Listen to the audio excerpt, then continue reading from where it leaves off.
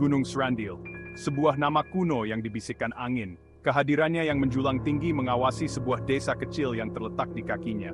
Penduduk desa menjalani kehidupan biasa, sebagai petani dan pengrajin. Hari-hari mereka dipenuhi dengan irama alam. Tapi di atas itu semua, menjulang bayangan Srandil, penjaga yang sunyi dan waspada. Itu lebih dari sekadar gunung. Itu adalah legenda.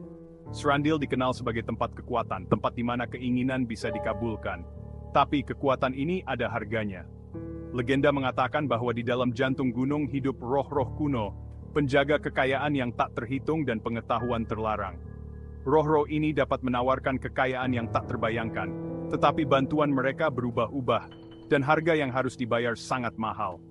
Banyak yang telah memberanikan diri mendaki lereng gunung untuk mencari keberuntungan, terpikat oleh cerita tentang kekayaan instan. Hanya sedikit yang kembali. Mereka yang kembali tidak pernah sama. Mereka berbicara tentang kejadian aneh, bisikan dalam kegelapan, dan bayangan yang bergerak dengan kecepatan yang tidak wajar. Mata mereka memancarkan pandangan kosong dan angker, tawa mereka diwarnai dengan kegilaan. Cerita-cerita ini lebih dari sekadar cerita rakyat. Itu adalah peringatan, diwariskan turun-temurun, mengingatkan penduduk desa tentang sifat berbahaya gunung itu. Namun terlepas dari peringatan tersebut, legenda Srandil tetap ada, sebuah lagu harapan dan keputusasaan yang memikat. Itu membisikkan jalan pintas menuju kemakmuran, menggoda mereka yang cukup putus asa untuk mempertaruhkan jiwa mereka demi kesempatan hidup yang lebih baik. Desa itu pernah mengalami masa-masa yang lebih baik. Dulu tawa bergema di sawah, dan pasar ramai dengan aktivitas. Sekarang, kesunyian menyelimuti desa, hanya dipecahkan oleh tangisan burung tekukur yang menyayat hati. Penyakit aneh telah melanda seluruh negeri, meninggalkan jejak penderitaan dan kematian. Tanaman layu dan mati, ternak binasa dan penduduk desa, yang dulunya kuat dan tangguh, kini menjadi bayangan lemah dari diri mereka sebelumnya. Sesepuh desa, seorang pria tua yang bijaksana bernama Pak Darmo, telah menyaksikan banyak musim datang dan pergi. Dia telah menyaksikan kemakmuran desa dan kemundurannya. Dia tahu bisikan yang beredar dengan nada pelan, menyalahkan kemarahan gunung atas kemalangan mereka. Mereka berbicara tentang membuat marah roh, tentang mengganggu keseimbangan. Permohonan putus asa untuk bimbingan memenuhi udara, suara mereka syarat dengan ketakutan.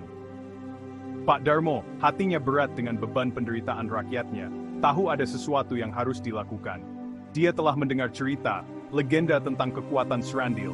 Dia tahu risikonya, kegelapan yang mengintai di dalam jantung gunung. Tapi dia juga tahu bahwa keputusasaan dapat mendorong seseorang untuk membuat pilihan yang nekat. Satria, seorang pemuda yang baru berusia belasan tahun, berdiri di ujung desa, tatapannya tertuju pada siluet Srandil yang mengesankan. Dia merasakan kehadiran gunung itu seperti beban fisik di dadanya, mencekiknya. Hatinya sakit untuk keluarganya, untuk desanya, yang dirusak oleh cengkeraman kemalangan yang tak henti-hentinya. Ayahnya, yang dulunya seorang pilar kekuatan, terbaring di tempat tidur, dikonsumsi oleh penyakit aneh itu. Ibunya, wajahnya dipenuhi kekhawatiran, tanpa lelah merawatnya, semangatnya perlahan hancur di bawah tekanan. Satria selalu menjadi anak yang berbakti, pekerja keras dan penuh hormat. Dia telah bekerja keras bersama ayahnya di sawah, cintanya pada keluarganya memicu setiap tindakannya. Tapi sekarang, usahanya tampak sia-sia. Tanah itu, yang dulunya subur dan melimpah, tidak menghasilkan apapun selain debu dan keputusasaan. Dia telah mendengar bisikan-bisikan itu, percakapan pelan tentang kekuatan gunung itu. Dia tahu risikonya, kegelapan yang menyelimuti Srandil seperti kain kafan. Tapi keputusasaan menggerogoti dirinya, binatang buas yang tak henti-hentinya menolak untuk diabaikan. Apakah dia rela mempertaruhkan jiwanya demi kesempatan menyelamatkan keluarganya, desanya? Beban kelangsungan hidup mereka menekannya, beban yang hampir tak sanggup ia tanggung. Bagian 4. Pendakian. Di bawah selubung jam tengah malam, diselimuti kegelapan, Satria membuat keputusannya. Dia akan mendaki Srandil. Dia akan mencari bantuan roh, menawar keselamatan desanya. Dia mencium orang tuanya yang sedang tidur untuk mengucapkan selamat tinggal. Wajah mereka pucat dan terlihat lelah dalam cahaya lampu yang berkelap-kelap. Hatinya sakit dengan cinta yang begitu besar hingga mengancam akan menghabiskannya. Dia menyelinap ke dalam malam. Naik udara pekat dengan aroma melati, dan beban tugasnya yang mustahil. Hutan di kaki gunung itu hidup dengan suara-suara malam, gemerisik daun, kicauan serangga, suara burung hantu yang jauh. Tapi di balik suara-suara familiar ini, Satria merasakan arus bawah dari sesuatu yang lain, sesuatu yang kuno dan mengawasi. Jalan setapak itu berbahaya, berkelok-kelok mendaki lereng yang curam. Duri mencabik-cabik pakaiannya, dan bebatuan bergerigi mengancam akan mematahkan pergelangan kakinya. Tapi Satria terus maju, tekadnya didorong oleh harapan yang putus asa dan rasa takut yang semakin besar. Dia tidak asing dengan kerja keras, tapi ini berbeda. Ini adalah perjalanan ke tempat yang tidak diketahui, ujian keberanian dan imannya. Bagian 5, bisikan di belantara.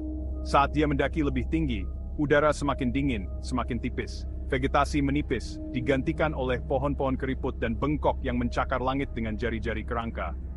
Hutan menjadi sunyi senyap, paduan suara malam digantikan oleh kesunyian yang menakutkan. Satria merasakan sensasi geli di bagian belakang lehernya, perasaan sedang diawasi. Kemudian dia mendengarnya. Sebuah bisikan, samar pada awalnya, terbawa angin. Sepertinya datang dari mana-mana dan tidak dari mana-mana sekaligus. Suara tanpa tubuh yang merayap di antara pepohonan. Dia tidak bisa memahami kata-katanya, tetapi nadanya tidak salah lagi. Itu adalah suara yang dipenuhi dengan kejahatan, menjanjikan kekuatan dan membisikkan kengerian yang tak terbayangkan. Bisikan itu semakin keras, semakin ngotot saat dia mendaki. Mereka masuk ke dalam pikirannya, menanamkan benih-benih keraguan dan ketakutan. Dia merasakan kehadiran di sampingnya, tak terlihat tetapi teraba. Itu bergerak bersamanya, teman yang konstan, napasnya yang dingin membuatnya merinding. Langkahnya goyah, tekadnya goyah di bawah serangan bisikan yang tak henti-hentinya.